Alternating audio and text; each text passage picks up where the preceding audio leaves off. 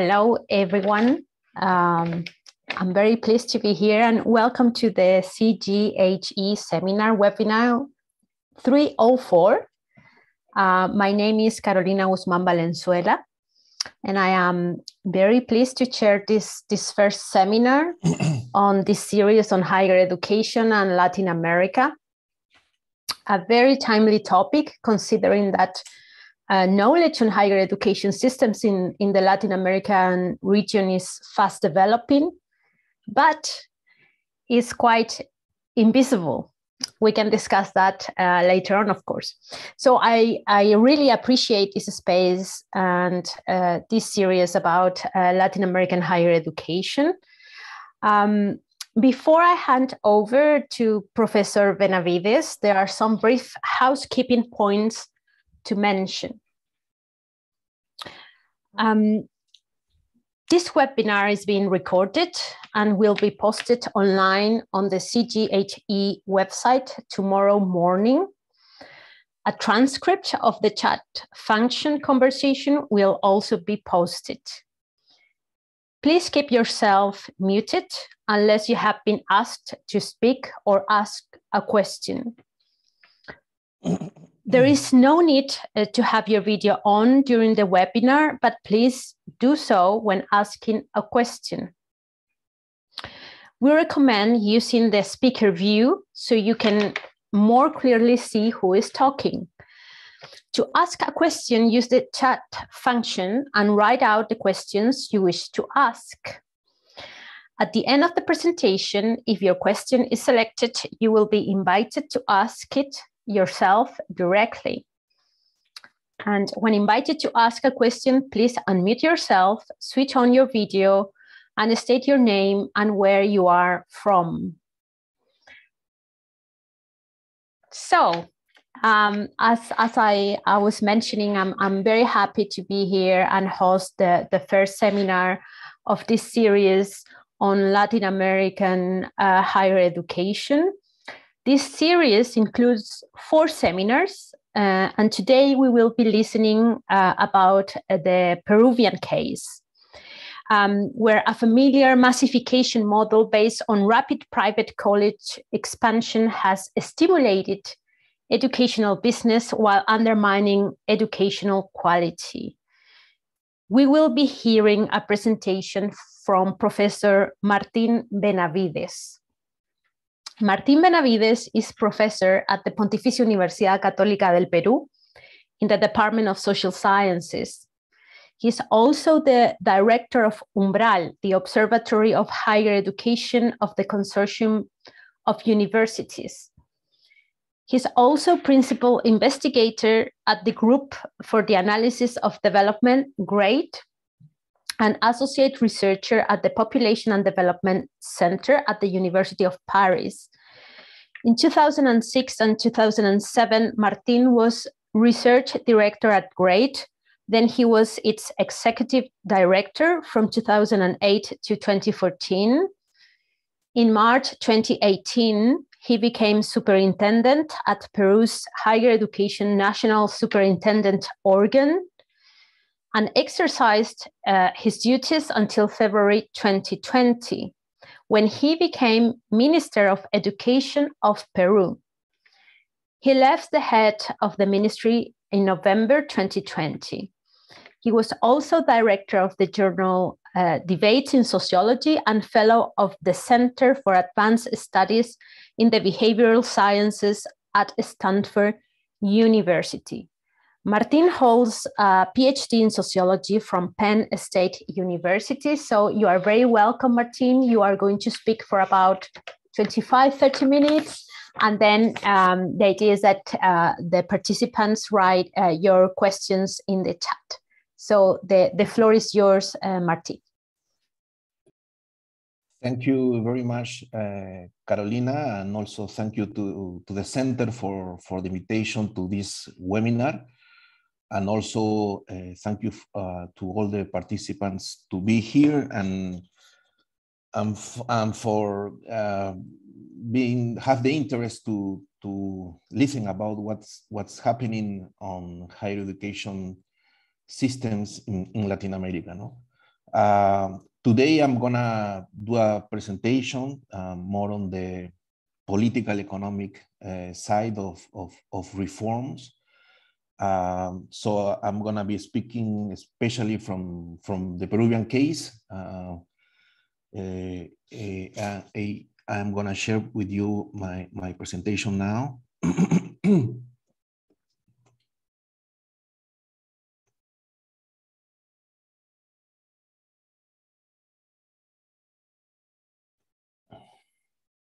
Okay, it's working, Carolina? Yes. Okay. So the title I am proposing is Peru and the struggle about university autonomy, and basically what I want to argue is that in Peru we have been very intensively arguing about the meaning of university autonomy, at least for the last 25 years. But it's very important to be able as researchers, professors, to identify the different narrative on the idea of autonomy, no? And to recognize that there is now, no, as it was 25 years ago, a dispute in the higher education field because there are contrasting perspectives about the role of universities, the role of the states, and the role of societies. No? So this is the first idea I wanted to propose. In Peru, we are in the middle, again, of a fight around these issues. No? And the idea of the presentation is to try to propose what are the narrative on debate. No?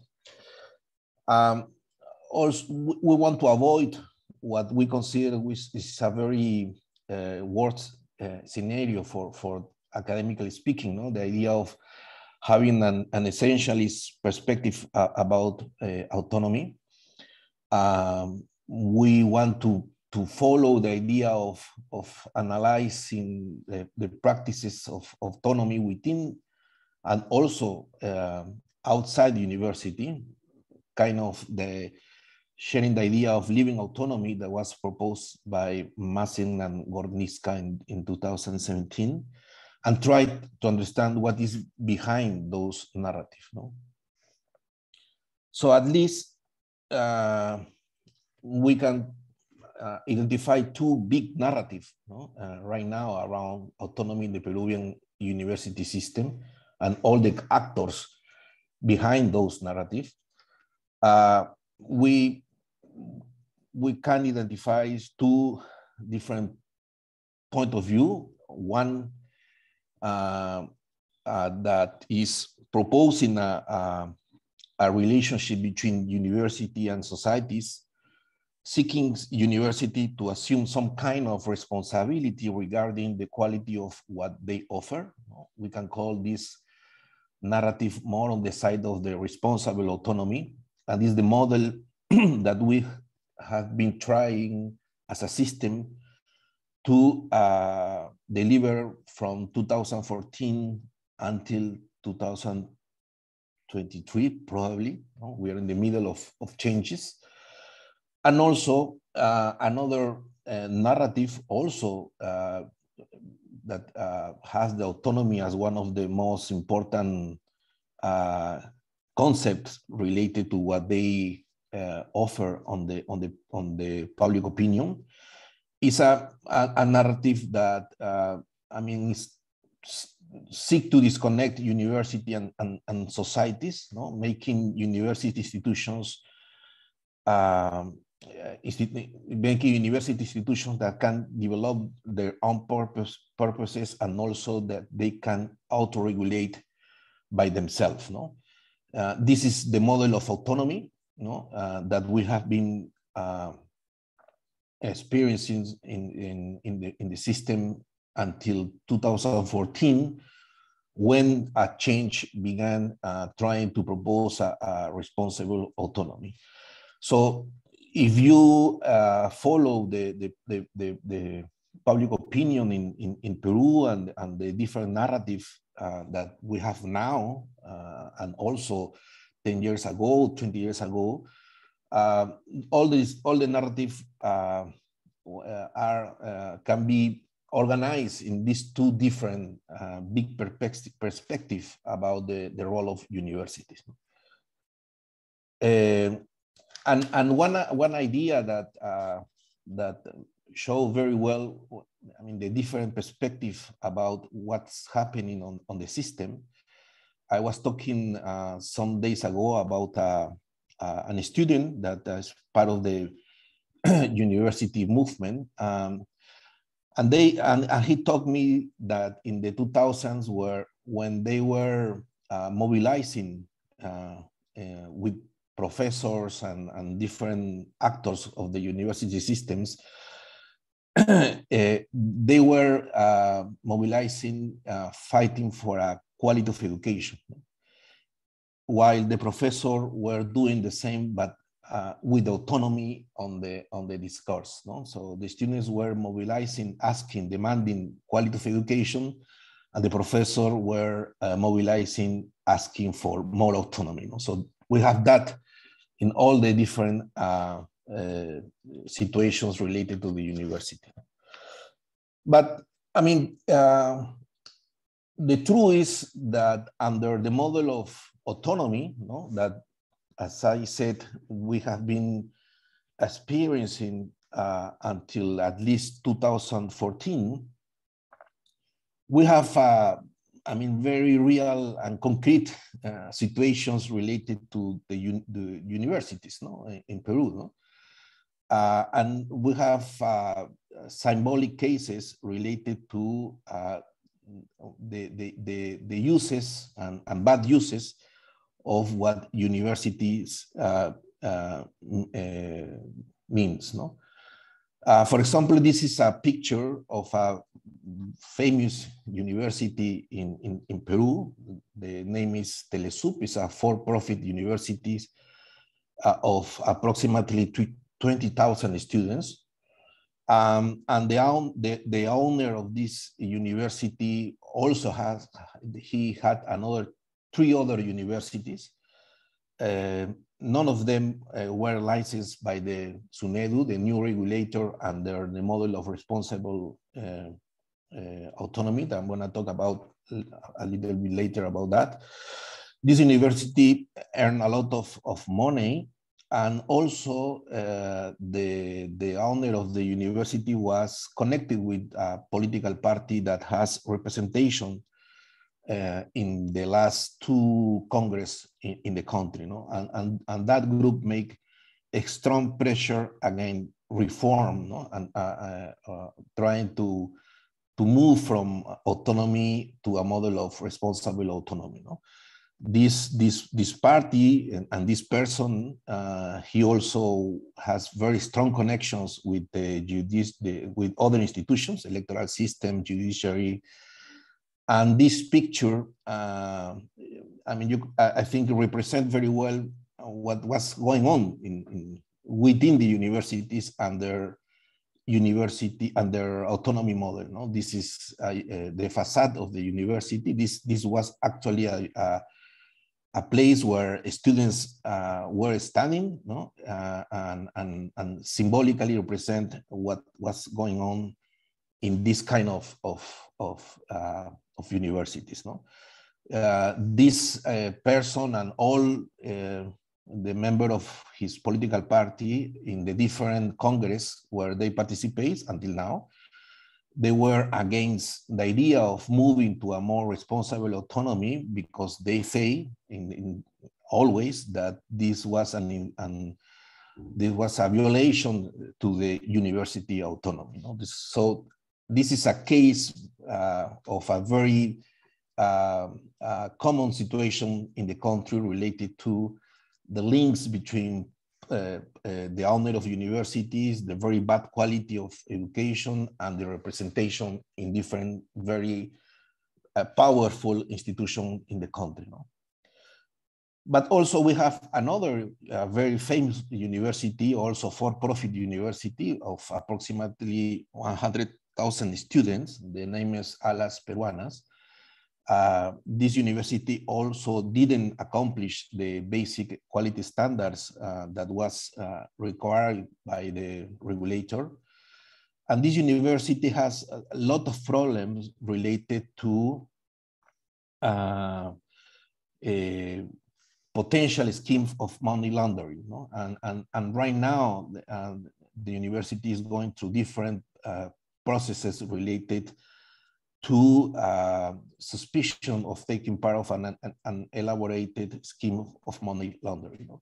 This university also was connected with one politician connected with a very strong political party that has the majority in the Congress in the between 2016 and 2020, and also always the way they were demanding a change in this transformation of the Peruvian university system to a responsible autonomy model, because they say that this change was violating the autonomy of the universities. No?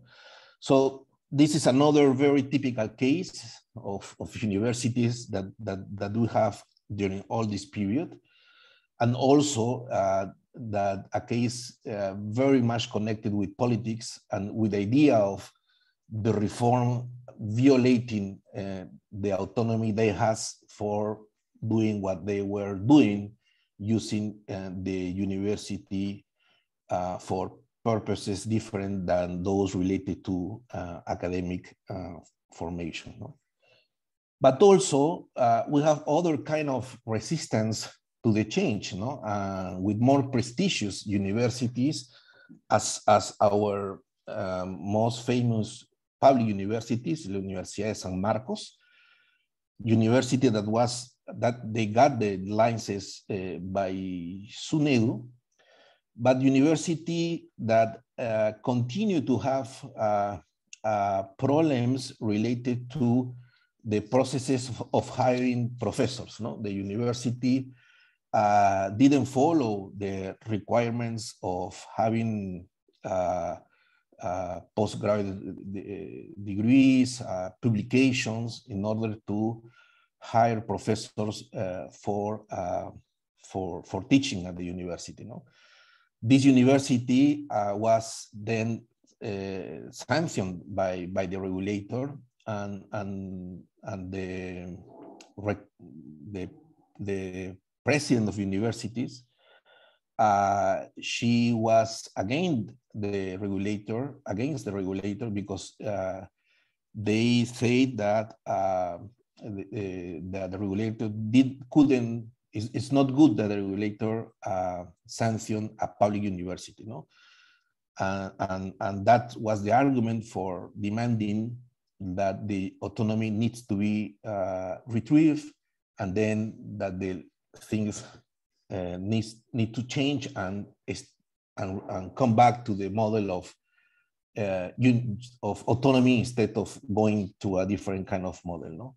And this is happening in our best public university in the country. No?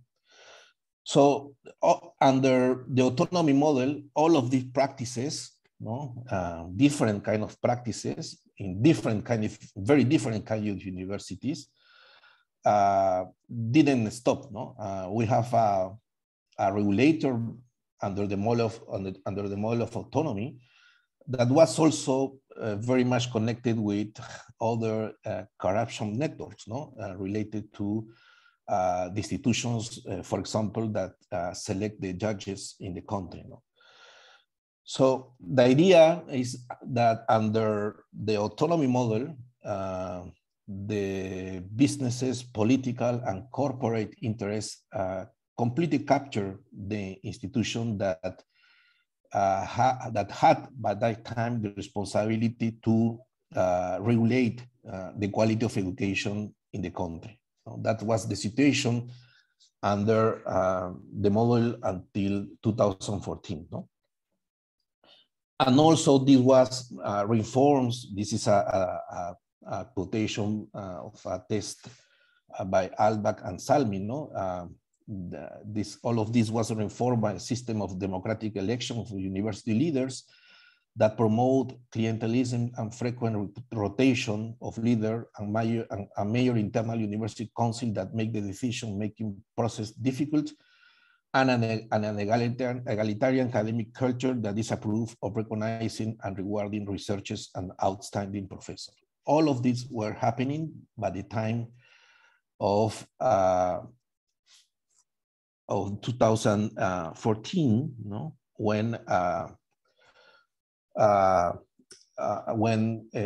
we were having a system with this kind of results. No? At the end, Peruvian public university did not generate relevant knowledge internationally, no? As other Latin American universities. We don't have a Latin American university at the top 100 of global university rankings, and Peru, the best Peruvian university, I think, is on the 350 place in the international rankings. And autonomy, as it was understood for many years in Peru, produce low-level universities in terms of research. That is the truth. The situation we had by 2014. No? So in 2014, we have a new law of education, no?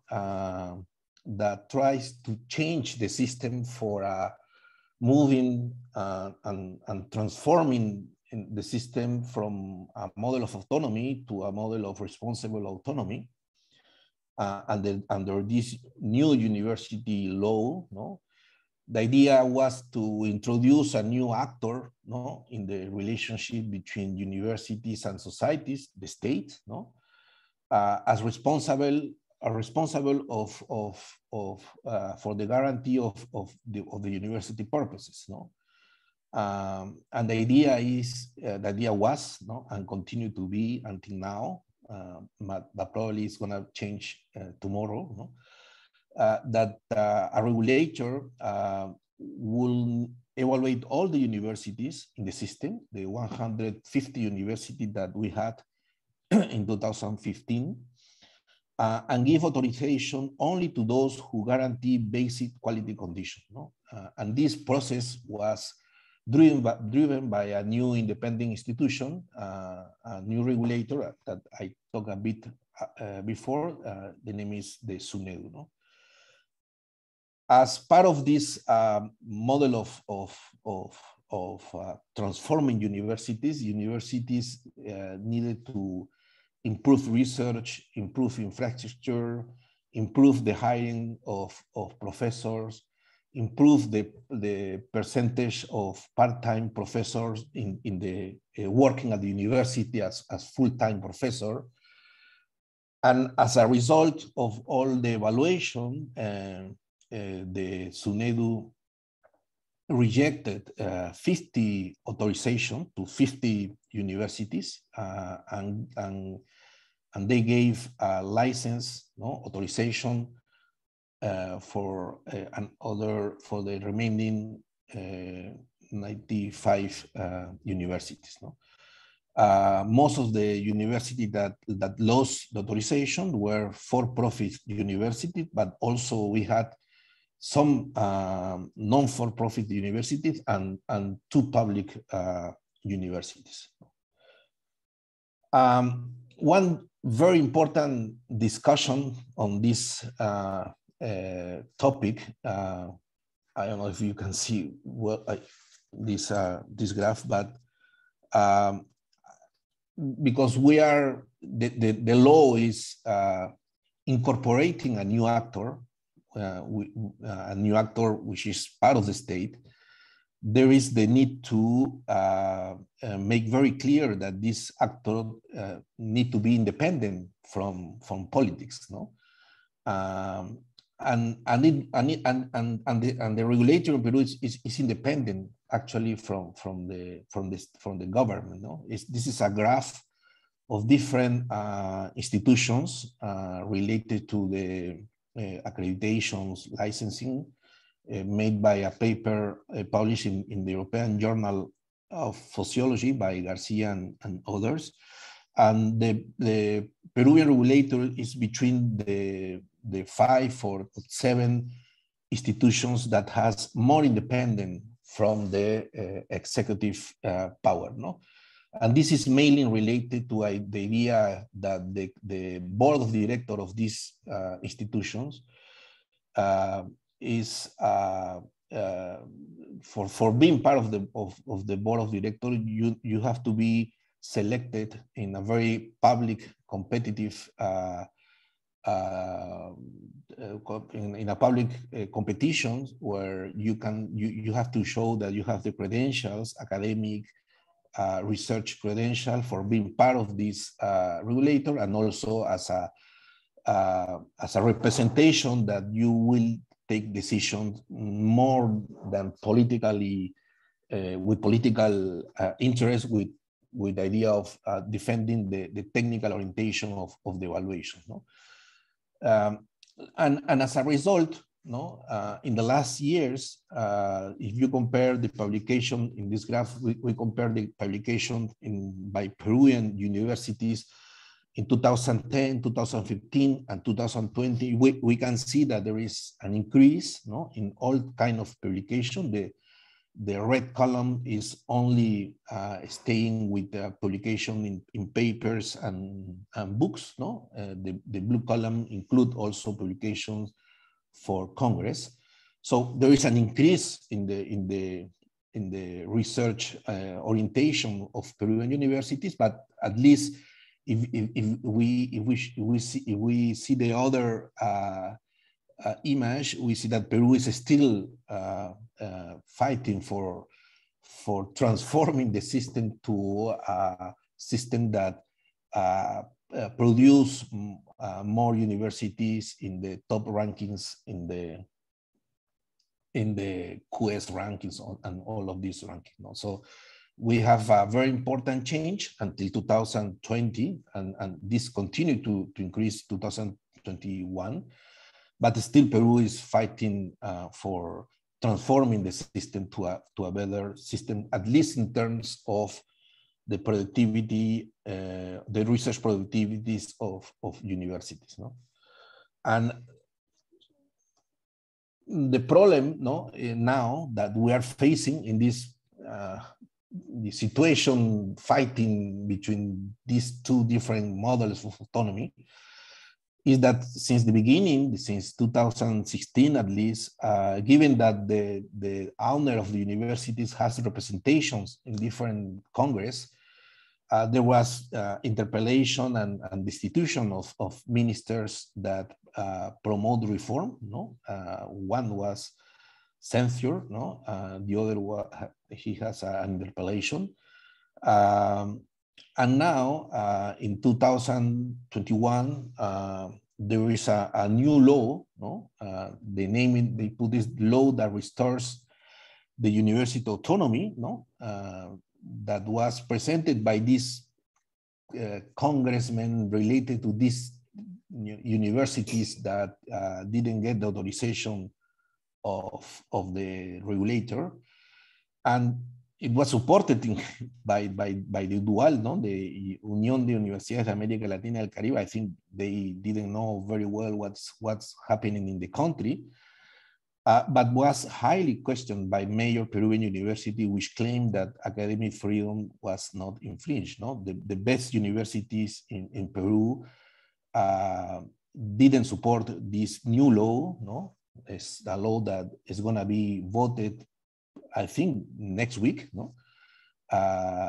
In order to change again the situation, changing the process of selecting director for the board of director of the regulator, connecting again the regulator to universities, and as a result, producing a regulator that will lost some the autonomy it has. No, so right now we are again in this situation, and the problem, no, is that, I mean, we have evidence that the current regulation model that probably will change the following week, or I think this week, introduce a new independent actor. It's an state actor, no, but that was able to promote a more responsible autonomy and could neutralize corporate, political, and economic interests. No, as a demonstration of that is the fact that these very powerful universities connected with these corporate, economic, and political interests, they lost authorization. However, with this new law of 2022, there is the risk of going back, no, again, using the arguments of the defense of autonomy in a very rhetorically way, no, that surprised organizations in Latin America, no, as the UDUAL I mentioned, no. So at the end, the risk is that the possibility to continue to develop open institutions, no? Trying to promote that universities in Peru could enter to compete more on the global arena of research, was going to be affected, no?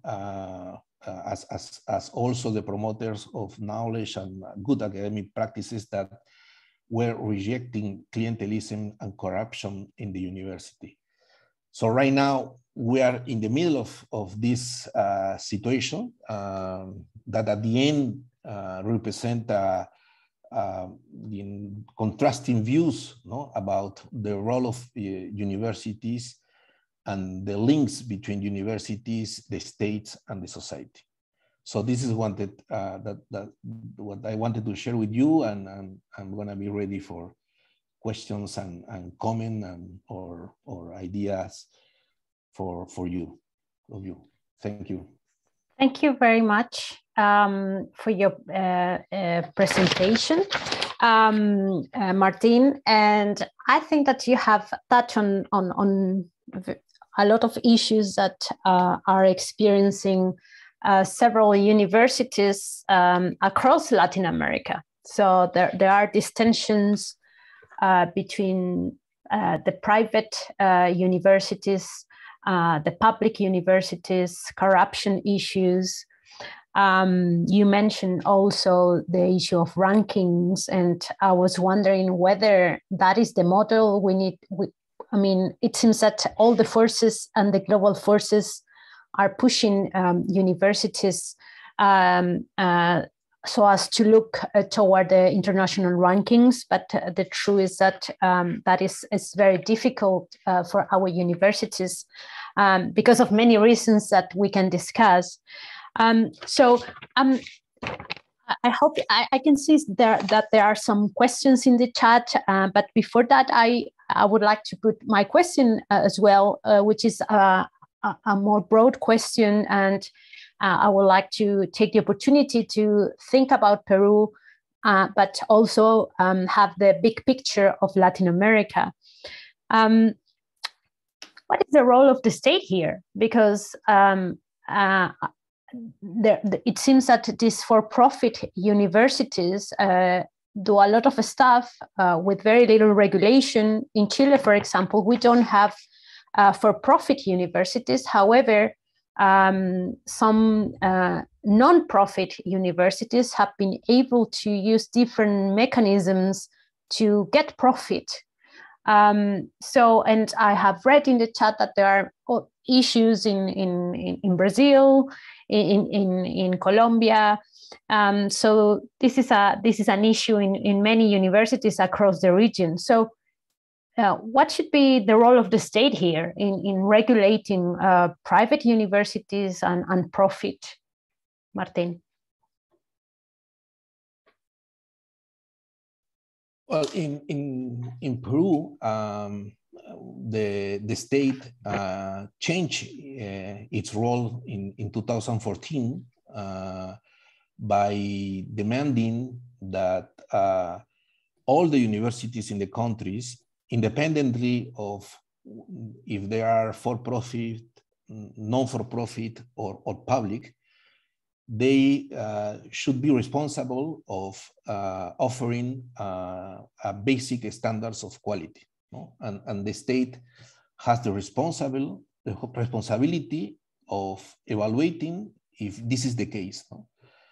And if universities didn't accomplish those standards, the state will not recognize them, and they're gonna lose the authorization for receiving students. So all of these universities, these 50 universities that lost authorization, they cannot receive more students. No? And this is because the state changed its role since 2014. No? Also, the state is responsible of promoting public institutions in the country, no? Which is kind of very complicated situation, because it is the promoter of the public universities, but at the same time is responsible of the guarantee that those universities accomplish a basic condition. And in fact, we had two public universities that didn't accomplish those standards, and they lost authorization given to this situation. No? So the state, since 2014, was trying to enter to this situation, no? Playing a more important role, no? Very complicated role also, because I mean, for all of us that we are from working at the university, is strange that the regulator of the system is not part of the university system, no? But this was the model, no? This was the model because the model of the regulator being part of the university system didn't work, no? It was completely captured, but all of these business, political interests. So the situation now is that the promoter of the change of the law want the states to get back from the responsibility of promoting the quality of education, no? But under the idea of defending autonomy, no? So under that idea, what they are doing is to put aside the state and the responsibility the state has in defending the quality of education in the university system. That's the situation right now. Perfect. Thank you, Martin. Very problematic, but we can continue discussing these issues. There are several questions and comments in the chat. Jorge Delgado, are you there? Perhaps you can formulate your question, comment about Colombia. Thank you very much. Yes, it's a very interesting topic because I've seen a similar case in Colombia. Well, Peru has for-profit universities or higher education institutions. Colombia doesn't.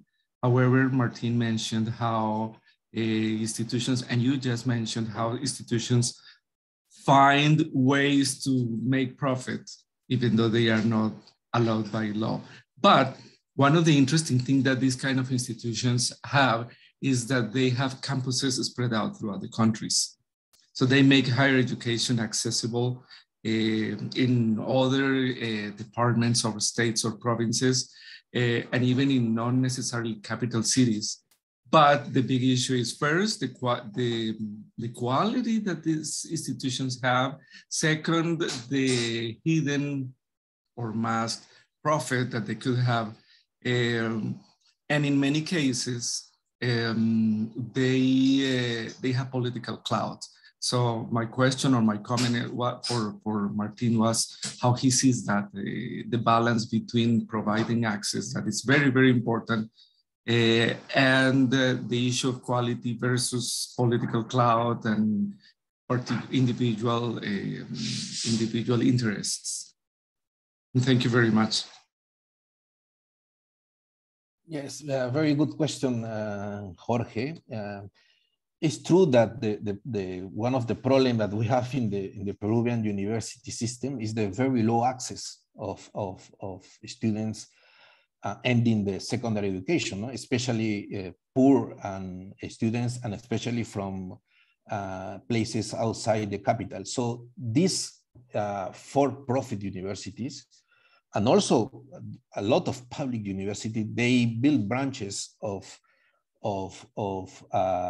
universities in different places in the country. No? The problem that we faced was that the public institution or the private for-profit institution or the non-for-profit institutions that build these campuses outside the capital, they did that with not guaranteeing basic quality for the students. No? But the problem continued to be there. No? We have a strong problem of access in the country. The state was not able to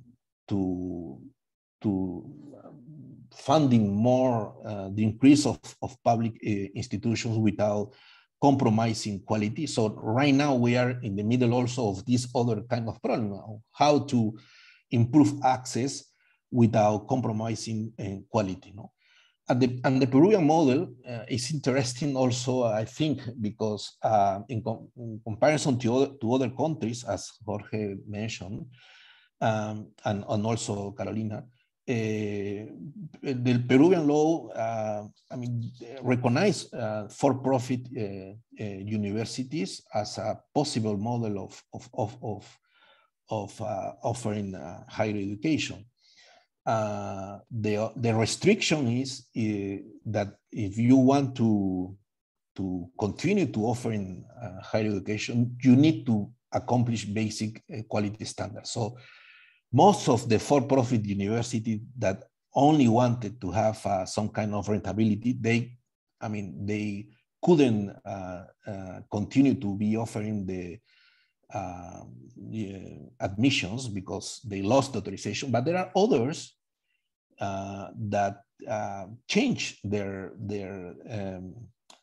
model, and they're investing more on quality than before, no? And they are for-profit universities. So I think it's an interesting case also because of that, no? Because it shows that, probably the problem is not the model, no?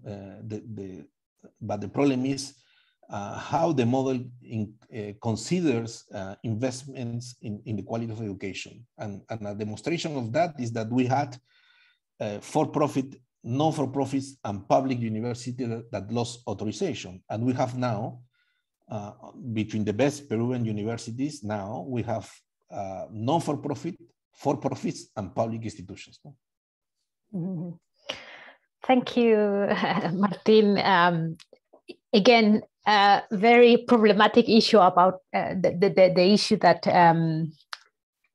is possible to think about education at profit at the same time. For me, it's very problematic, but we can continue discussing this. Gabriela Izume, I think you have put a question in the chat. Are you there? Hello, good morning. Buen día desde Brasil. No, Martin, I was just wondering about SUNEDU and if it's linked in any way with the Mercosur system, el sistema de acreditación del Mercosur, or with the enlaces and Latin America and Caribbean higher education area, because they are promoting accreditation agencies. Thank you. Thank you, Gabriela. Thank you, Gabriela. I don't have the last minute information on that, but Peruvian the regulation of international degrees, no, in Peru is making some changes. Peru is part of the convention of UNESCO for recognizing titles and grades. And also Peru is part of the Arxus, but I don't know if they are actually working right now. No? But we need something like that, because one of the other situation we are facing now in the country is that, given the pandemic, we have a lot of Peruvian students that are part of the international universities, no, outside the countries, and they are coming back to the country by the recognition of the title.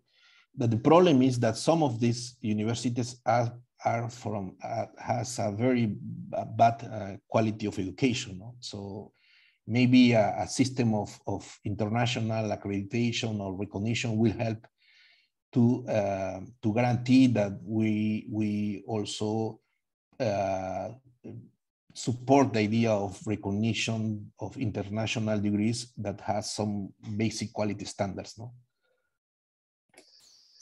Thank you, Martin. There is another question posed by David Mills. Yeah, so thank you. So you sort of answered the question, Martin, but just to follow on a bit then, the assumption seems to be that the regulator, like SUNEDU, is the best way to protect responsible autonomy, as you put it. Yeah.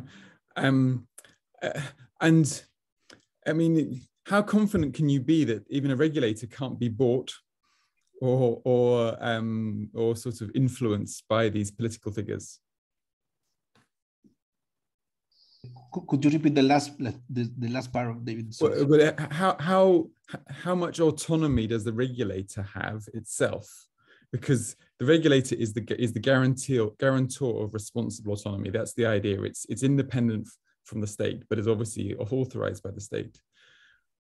In the context you're describing, with powerful political figures, can't they too potentially influence the decisions of the regulator? Well, this is the big question, no? Related to the regulator, no? But I wanted to also to say before that it's the best way now, no? But I don't think it's gonna be the best way later. I mean, the idea is that if the Peruvian university system change, no, and university themselves incorporate some good practices, I mean, there is no need to have a regulator as strong as SUNEDU, no? I mean, could be with low level of evaluation, no? But now with all of this situation of interest capturing the previous regulator, I mean, there was the best solution, no?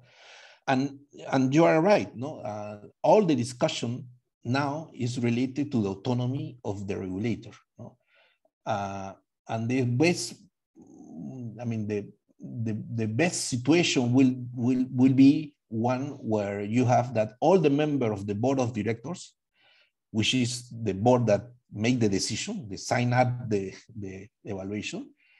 The best situation will be that all of them were selected by a international competition, very independent decision makers of this process.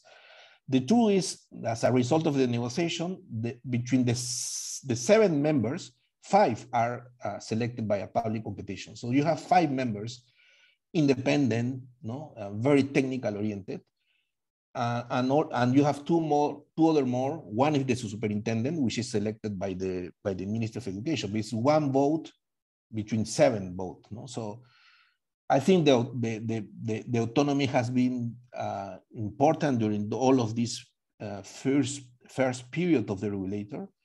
But I think that if the idea is to show more autonomy, you can go to an international competition, and you also could propose to have that the superintendent could be selected by also an international competition. No? Okay, thank you, Martin. And there is a different question posed by J.B. Meyer. Are you there, about sustainability?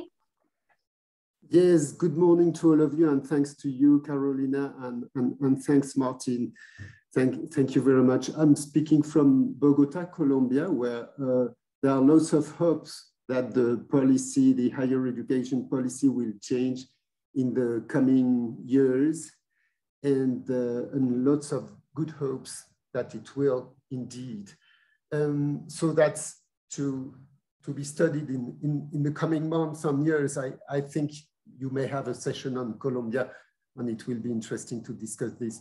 But most precisely, I was concerned with the issue of sustainability, seeing that in Asia, the SDGs have happened to improve the quality of higher education in many ways, and that can be seen in rankings, but also in local, very local, like Chinese, for instance, institutions. Is that something that is is this an issue in Latin America, and is this one in particular in Peru, like a support of the reforms, or not at all? Thank you, Jean-Baptiste. Well, I think one of the problems we are facing here in Peru is that we are too much on the local problematic. No? And the local problematic, no, the national problematic, is related with this fight between different models of autonomy, the neutralization of the regulator, but what is happening internationally is not part of the agenda right now, and it should be part, no, because there are a lot of issues going on outside Peru, and some of them related to what you have said, that could help the country to continue the change toward a more equitable and sustainable higher education system. No? But the truth is now we are in the middle of this national problematic. No?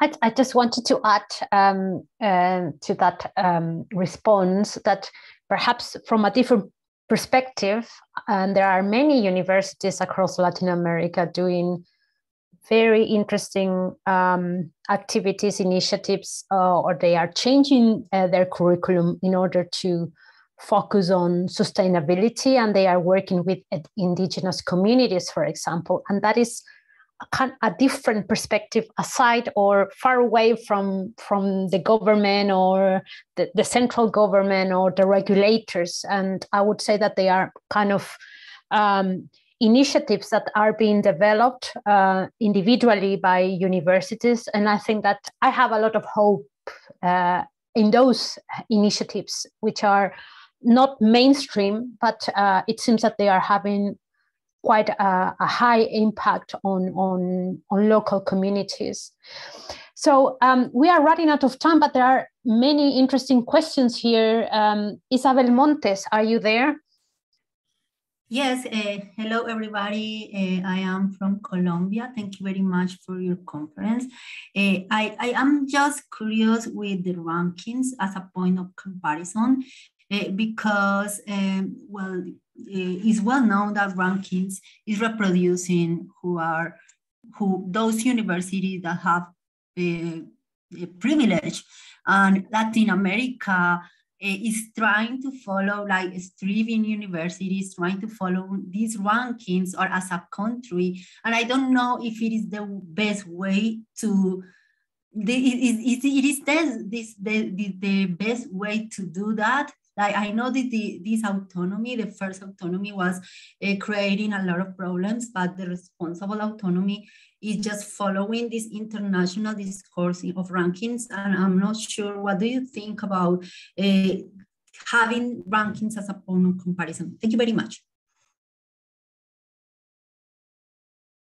No, yeah, I agree, Isabel.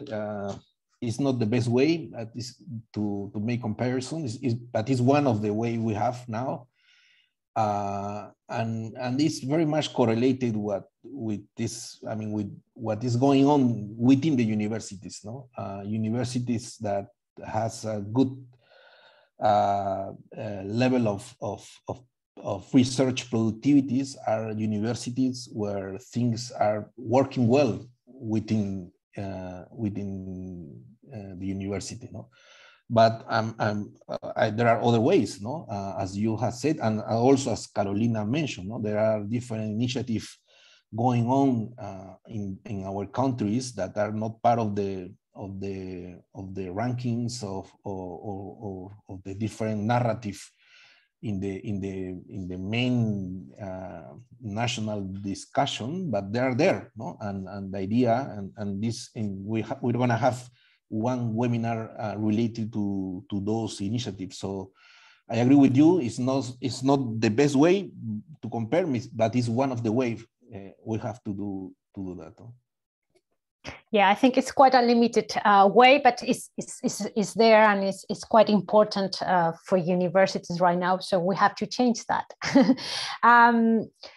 I think there is time for one or two more questions. I was wondering whether, William, you would like to make your question, try